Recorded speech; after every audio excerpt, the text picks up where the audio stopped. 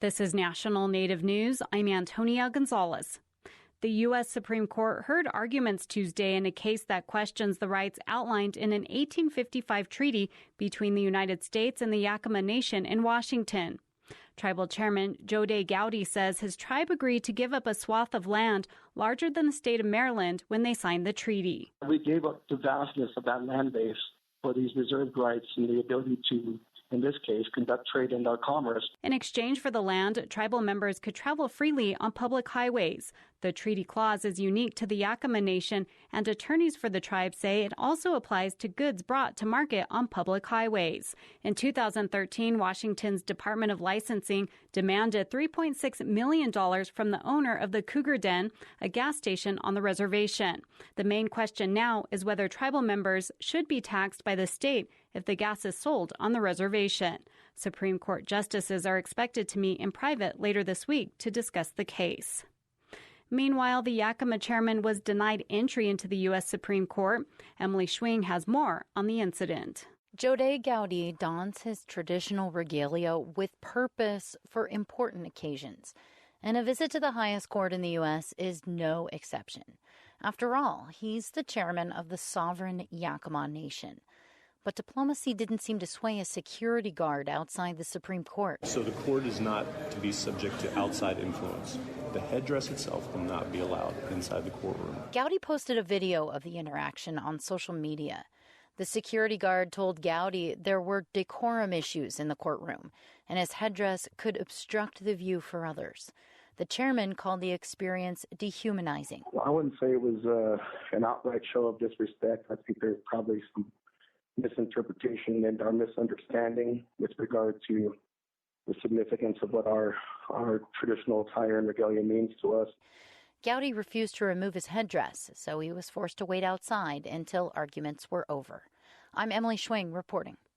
The Hawaii Supreme Court Tuesday approved construction of the 30-meter telescope atop of Mauna Kea. Hawaii News Now reports Native Hawaiian people hold the area sacred, and groups have been fighting the project. Plans for the telescope date back to 2009. In recent years, protests have halted construction.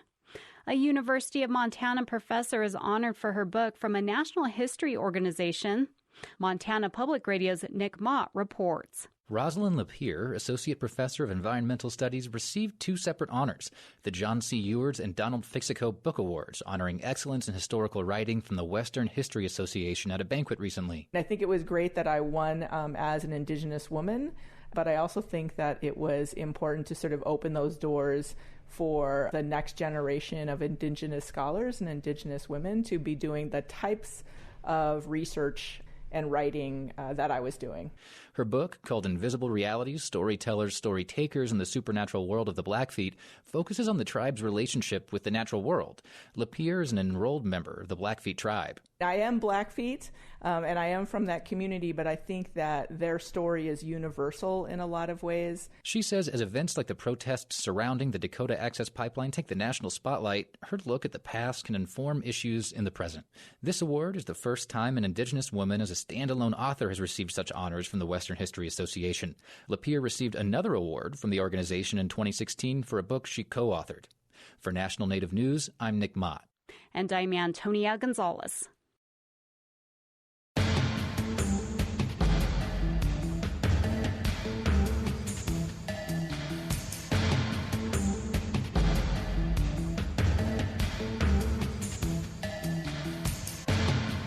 National Native News is produced at the Annenberg National Native Voice Studios by Kawanak Broadcast Corporation. Funding is by Odawi Law Group, provider of Indian law solutions, and by the Corporation for Public Broadcasting, with support from the Public Radio Satellite System. As an American Indian or Alaska Native, you help elders, young people, and Native businesses when you exercise your right to vote November 6th. Your vote makes a difference in Washington, D.C. and at home. Go to nativevote.org for more information. Brought to you by Kawanak Broadcast Corporation. Support by AARP. AARP creates and connects people to unique tools and programs, helps conserve personal resources, and tackles issues that matter most to individuals, families, and communities. More at aarp.org. Native Voice One, the Native American Radio Network.